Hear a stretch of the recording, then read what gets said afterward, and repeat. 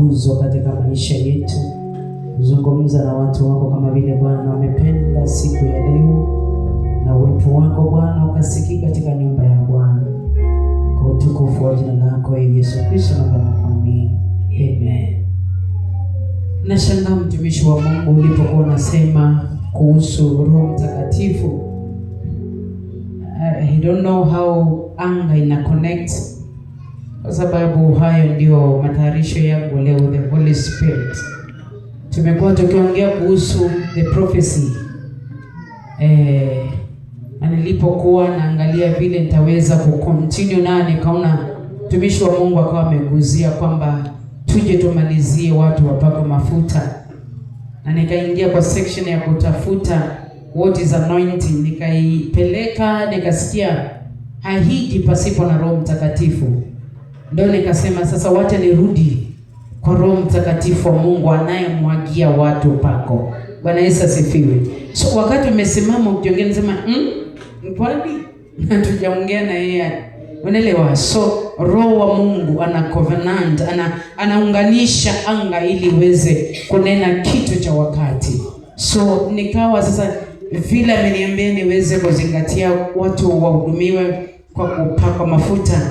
Nami sasa nimekuja na Roho wa Mungu kwanza, na akasimama akasema Roho wa Mungu.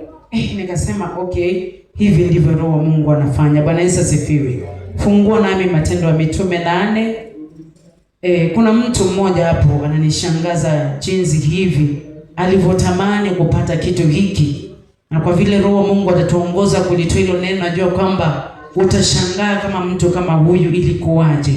Maandiko yanasema Matendo ya Mitume 8 kuanzia hapo 9 mpaka 24, and then from there to flow vile Roho wa Mungu atasema.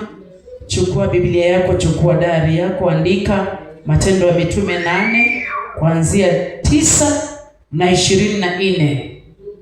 Bwana Yesu asifiwe. Huko maandiko yanasema nini? Na mtu mmoja jina lake Simoni hapo kwanza alikuwa akifanya hapo kwanza alikuwa ikifanya uchawi mji ule, akiwashangaza watu wa taifa la Samaria, akisema ya kuwa yeye ni mtu mkubwa. Amen. Namba 10, na wote wakamsikiliza tangu mdogo hata na mkubwa, wakisema mtu huyu ana uwezo wa Mungu yule mkuu. Bwana Yesu asifiwe. Wasinge tofautisha ile roho inafanya kazi ni hipi, wao ni ya Mungu. Bwana Yesu asifiwe. Namba 11, wakamsikiliza kwa maana amewashangaza muda mwingi kwa uchawi wake. Bwana Yesu asifiwe. So nguvu hiyo inayodhamaniwa kwamba ni nguvu ya Mungu, huyu mtu anaitumia kufanya uchawi nayo, na imeshangaza watu wengi. Tuko pamoja?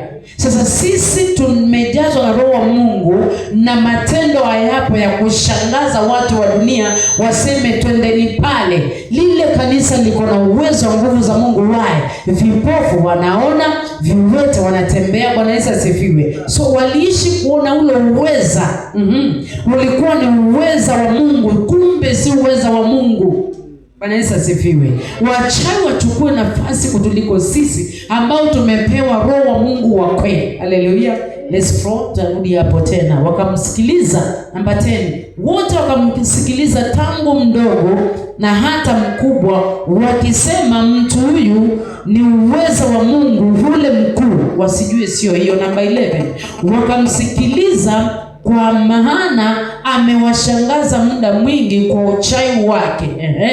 Lakini namba 12, lakini walipomwamini Filipo akizihubiri habari njema za ufalme wa Mungu, jina lake Yesu Kristo, wakabatizwa wanaume na wanawake. Namba 13, na yeye Simeoni mwenyewe aliamini akabatizwa.